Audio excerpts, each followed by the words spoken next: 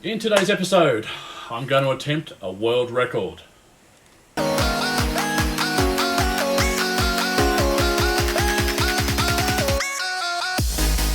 Welcome back to MG Rebuild. This is going to be a short video, this one. I've just been doing a bit of research in fitting these.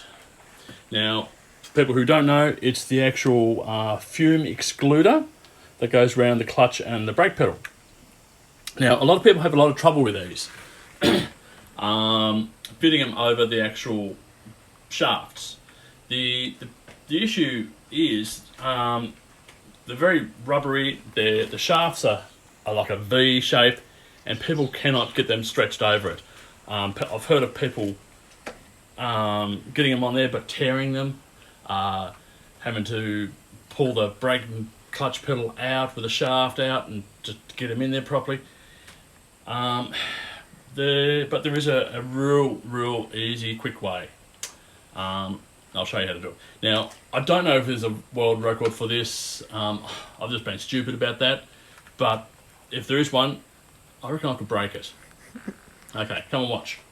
As you can see, the actual clutch pedal is the one that sort of gives everyone a lot of trouble, because the difference is trying to stretch things over, get them into place, and then you've got your brake pedal here. It's going to go and tear through that bellow.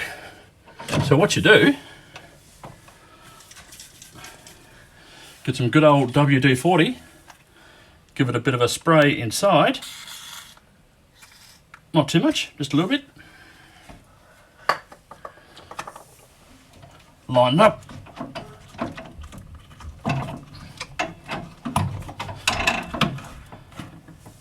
on it goes. Now, that was actually slow for me because I have tried it a couple of times and I was doing it within about 4 or 5 seconds. I mean, that's possibly similar time. And the good thing is the WD-40, it dries up in a couple of, a few minutes, maybe an hour or so, and then it's fine.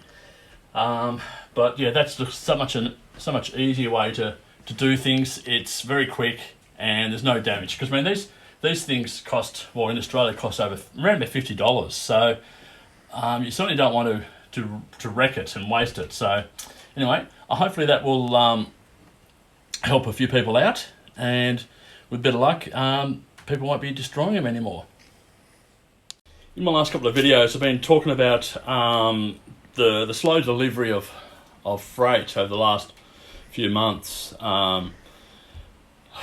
As I said before, I actually was waiting for the exhaust system to arrive.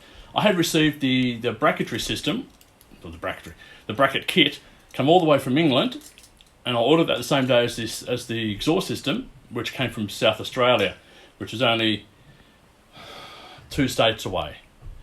Anyway, the bracket kit beat the exhaust system by a whole week and a bit, I think it was. So anyway, it's here now, and I will unbox it and have a look what's inside.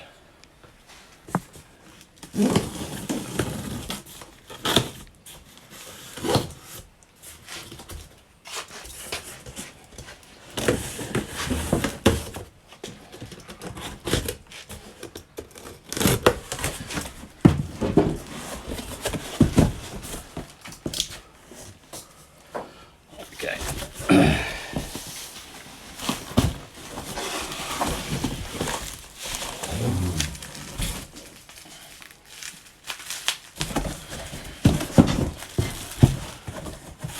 That's going to fall.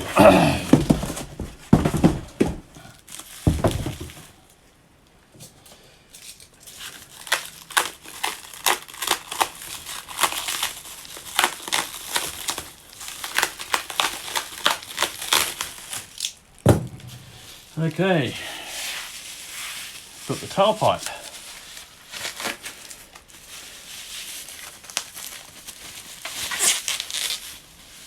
As you can see, she's nice and shiny, stainless steel. I've been told, I don't know how true it is, that you can't actually get a standard steel one anymore. You've got to get stainless, other than if you have one made up yourself.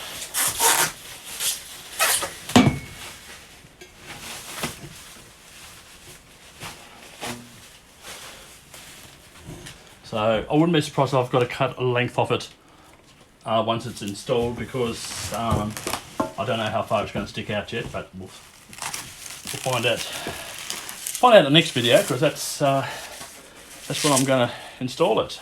Hopefully, hopefully everything will go fine with that.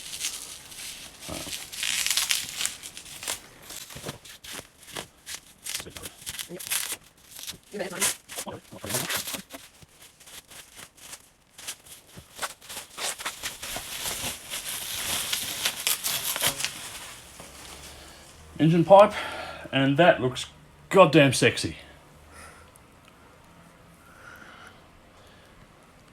The unfortunate thing is about stainless steel exhausts is they don't stay nice and shiny all that long. Once the engine heat gets to it, it turns into a bluey colour, but look, it's going to be shiny for a little while anyway. I better start up the engine and run that now with this on, and I won't be annoying the neighbours anymore, hopefully.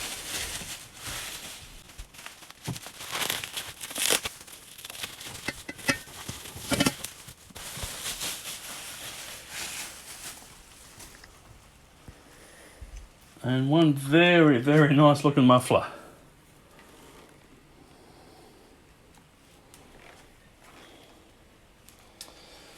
So, there we have it. That's the next project. Okay, like I said, just a very short video. I wanted to show you off my new exhaust that has finally arrived, so that's great. And I really do hope that people can actually follow what I did with those that fume excluder and have as much success as what I've had with mine.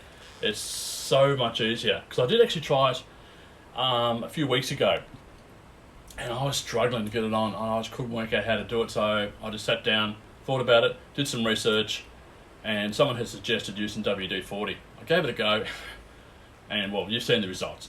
So much easier. So anyway, as I said in the last video, I'm actually concentrating on getting things ready for more paint.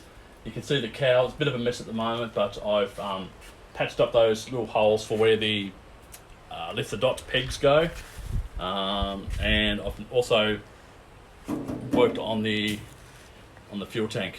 It's still got more work to go. It's got to have some primer on there now, some high build as well, and then it'll be ready for paint. So we'll do that in the next few episodes. But anyway, if you do like what you see, please subscribe to the channel. I really do appreciate that. Don't forget to hit that bell notification, and also put a comment there as well. I do read all the comments, and I try to reply to all of them. So yep, drop me a line, send me a comment, and say hi, or give me some suggestions. Some people have actually in the last episode, I was asking what the holes were in the back of the battery box. Turns out the battery rests up against those, and it just stops the battery from scraping all the paint off. So you apparently can't buy these anymore. So what I found is just some 1/2-inch blanking grommets, and they fit it perfectly. So very happy with that. So like I said, that's just one of the comments I got, and that helped me out tremendously. So I really do appreciate those. So anyway, that's me signing off for today, and we'll see you next time.